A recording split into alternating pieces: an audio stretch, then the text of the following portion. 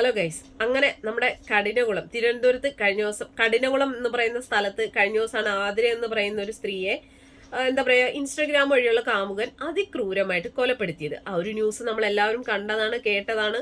പ്രതി 2-3 ദിവസത്തിന് ശേഷമാണ് പോലീസ് അറസ്റ്റ് ചെയ്തത്. അങ്ങനെ പോലീസ് അറസ്റ്റ് ചെയ്ത സമയത്ത് ഇയാൾ വിഷം കഴിച്ചിട്ടുണ്ടായിരുന്നു. അങ്ങനെ നമ്മുടെ കോട്ടയം മെഡിക്കൽ കോളേജ് ആശുപത്രിയിൽ ഇയാൾ ചികിത്സയിലായിരുന്നു. ചികിത്സയെല്ലാം കഴിഞ്ഞു, ആള് നല്ല ഉഷാറായപ്പോൾ പോലീസുകാര് അറസ്റ്റ് ചെയ്ത് നേരെ തിരുവനന്തപുരത്തേക്ക് കൊണ്ടുപോയി.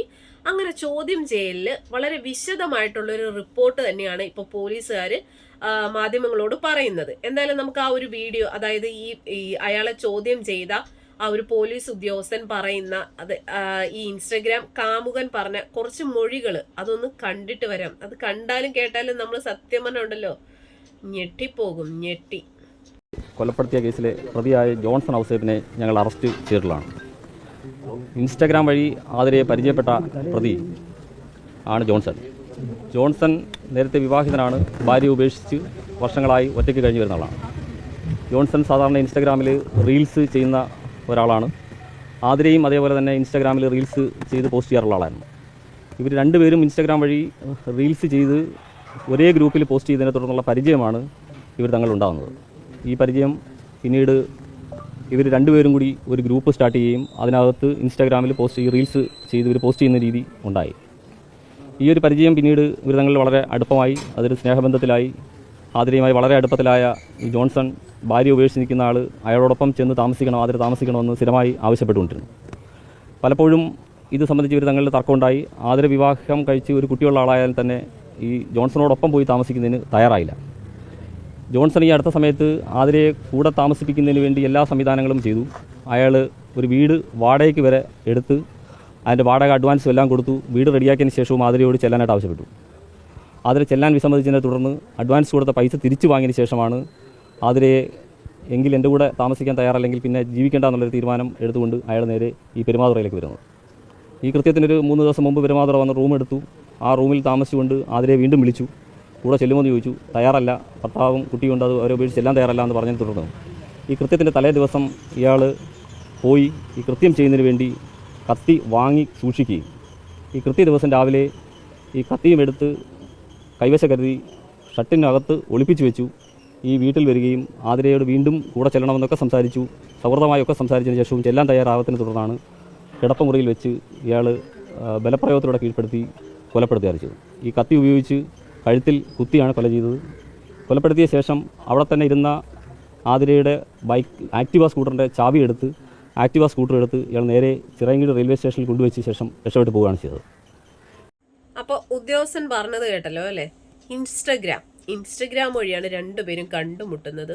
അങ്ങനെ ഇൻസ്റ്റഗ്രാമിൽ റീൽ ചെയ്ത് ലൈക്ക് ഇടുന്നു, അങ്ങോട്ടും ഇങ്ങോട്ടും ലൈക്ക് ഇടുന്നു. അങ്ങനെ ലൈക്ക് ഇട്ട് അവസാനം രണ്ടുപേരും കൂടി അങ്ങോട്ട് കയറി ലൈക്ക് ഇട്ടു, ഇഷ്ടത്തിലാവുന്നു. അങ്ങനെ ഇഷ്ടത്തിലായി പല പ്രാവശ്യം ഈ പറയുന്ന ജോൺസൺ ആതിരയെ കാണാൻ ആതിരയുടെ വീട്ടിൽ ചെന്നിട്ടുണ്ട്. ഇവർ രണ്ടുപേരും ആ ഒരു വീട്ടിൽ ഒരുപാട് സമയങ്ങൾ ചെലവഴിച്ചിട്ടൊക്കെ ഉണ്ട്. അപ്പൊ ഈ ഒരു കാര്യം ആതിരയുടെ അമ്മയ്ക്കും അച്ഛനും അറിയാമായിരുന്നു. കാരണം ആതിരയുടെ ഭർത്താവിന് ഇതിനെക്കുറിച്ച് വലിയ ഒരു ധാരണ ഇല്ലായിരുന്നെങ്കിലും ആതിരയുടെ അമ്മയ്ക്കും അച്ഛനും ഇത് അറിയായിരുന്നു.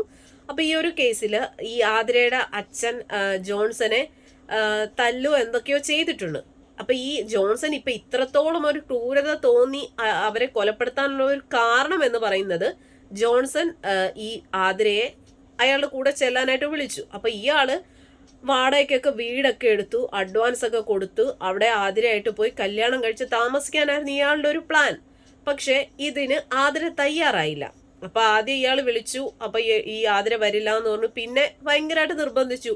അപ്പോൾ ഈ ആതിരയുടെ അച്ഛനും അമ്മയും ഈ ഒരു വിവരങ്ങളൊക്കെ അറിഞ്ഞിരുന്നു. അപ്പൊ അങ്ങനെ ജോൺസനെ വിളിച്ച് വിലക്കുകയും ജോൺസനെ അടിക്കുകയോ എന്തൊക്കെയോ ചെയ്തിരുന്നു. അങ്ങനെ ആതിരയുടെ മാതാപിതാക്കളിൽ നിന്നും ആതിരയ്ക്ക് നല്ല രീതിയിലുള്ള ഒരു എന്താ പറയാ ഉപദേശങ്ങളും കാര്യങ്ങളൊക്കെ കിട്ടിയിട്ടുണ്ടായിരുന്നു. അങ്ങനെ ആതിരയുടെ മനസ്സ് കുറച്ചൊന്ന് മാറിയിരുന്നു.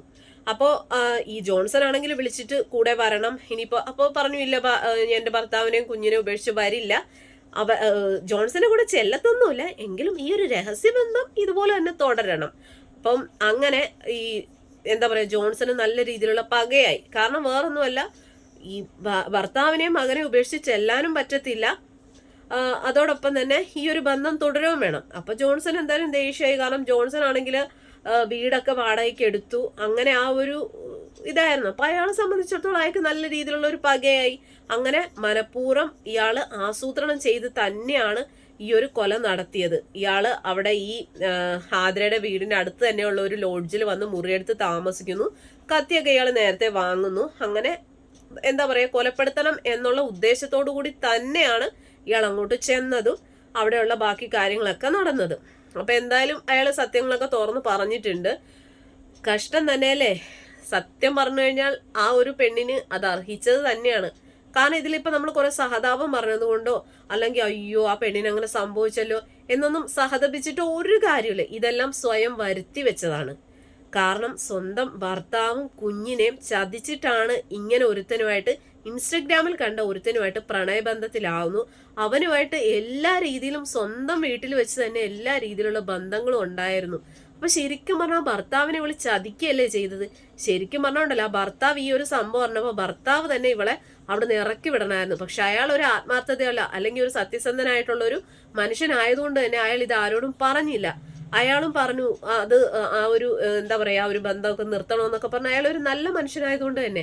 അപ്പൊ ആ ഒരു രീതിയിലുള്ള കുറെ ഉപദേശങ്ങള് മാതാപിതാക്കളുടെ കയ്യിൽ നിന്നും അല്ലെ ഭർത്താവിന്റെ കയ്യിൽ നിന്നൊക്കെ കിട്ടിയത് കൊണ്ടാവണം ആതിരയുടെ മനസ്സ് മാറി ഈ ജോൺസണിൽ നിന്ന് അകലാൻ ശ്രമിച്ചത്. പക്ഷെ ജോൺസൺ അങ്ങനെ സമ്മതിക്കുമോ? കാരണം ജോൺസൺ ഓൾറെഡി നേരത്തെ കല്യാണം കഴിച്ച് ആ ഭാര്യയായിട്ട് പിണങ്ങി, ഭാര്യ ഉപേക്ഷിച്ച് പോയതാണ്. അതിൽ 3 മക്കളുണ്ട് കേട്ടോ, അത് ആലോചിക്കണം.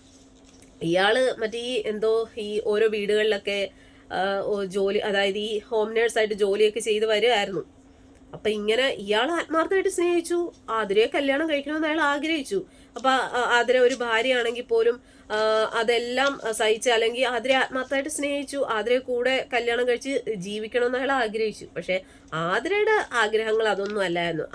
ആതിരയുടെ ആഗ്രഹം എന്ന് പറയുന്നത് കാമുകനുമായിട്ടുള്ള എല്ലാ കാര്യങ്ങളും നടക്കണം എങ്കിൽ ഭർത്താവിനെയും കുഞ്ഞിനെയും ഉപേക്ഷിച്ച് പോകാനും പറ്റത്തില്ല. അപ്പൊ അങ്ങനെയുള്ള അവളുമാർക്കൊക്കെ ഇത് തന്നെ വരണം. ഇതേ രീതിയിൽ സ്വന്തം കുടുംബത്തെയും അല്ലെ സ്വന്തം ഭർത്താവിനെയും മക്കളെയൊക്കെ ചതിക്കുന്ന ഒരുപാട് അവളുമാർ ഇപ്പോഴും ഉണ്ടാവും. ഇതേ രീതിയിൽ ഓരോ പരിപാടികൾ ചെയ്യുന്ന ഓരോ സ്ത്രീകളുണ്ടാവും. അവളുമാർക്കൊക്കെ ഉള്ളൊരു മറുപടി തന്നെയാണ് ഇത്. കാരണം ഇതേ രീതിയിൽ ആണുങ്ങൾ പ്രതികരിക്കണം. കാരണം ഇവൾ എന്തുകൊണ്ട്, ഇവക്ക് ഭർത്താവും കുഞ്ഞും ഉണ്ടെങ്കിൽ അവരുടെ കാര്യം നോക്കി സന്തോഷമായിട്ട് അവൾ ജീവിക്കണമായിരുന്നു.